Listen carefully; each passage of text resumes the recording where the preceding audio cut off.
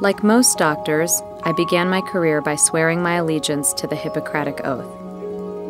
As a pediatrician, I was so proud to be part of the tradition of the ancient doctors who swore, in the same spirit as we do today, to treat the sick and protect them from injustice, and above all, to first do no harm. Since the times of Hippocrates, medicine has evolved in unimaginable ways. Inside our clinics, we've become brilliant at treating our patients' symptoms. But outside our walls, some of these illnesses are growing to epidemic proportions.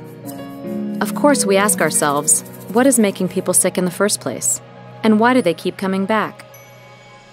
In our journey to diagnose and treat the body, we've been to the moon and back many times over, masters and explorers of the very small.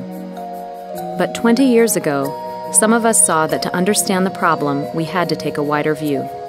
From that vantage point, we saw thermometers, each containing enough mercury to poison an entire lake, piled up in our trash. From an even wider lens, we saw medical waste incinerators on our own properties throwing toxic fumes skyward. Dioxins and mercury from waste incineration fell to Earth, entering the water we drink and the fish and animals we eat, poisoning our bodies and the developing brains of our children. Our own fingerprints were all over the scene. We were contributing to making our own patients sick, all in direct violation of the oath we had sworn to do no harm. So we formed a coalition of doctors, nurses, and advocates to push back, and pushed healthcare to stand with our oath and clean up our own house. Today, only a handful of incinerators exist in the US, and mercury thermometers are going the way of the horse and buggy all around the world. But while you listen to me, the climate is changing, and the people we serve face perhaps the biggest harm of all. Now we need healthcare to be a leader within this widest scope. Look at healthcare's global footprint. We consume huge amounts of energy on every continent, contributing to climate change and air pollution that kills 7 million people a year. In the US alone, healthcare is responsible for 8% of greenhouse gas emissions. But here's our leverage. We are 18% of the US economy and 10% of the entire global economy.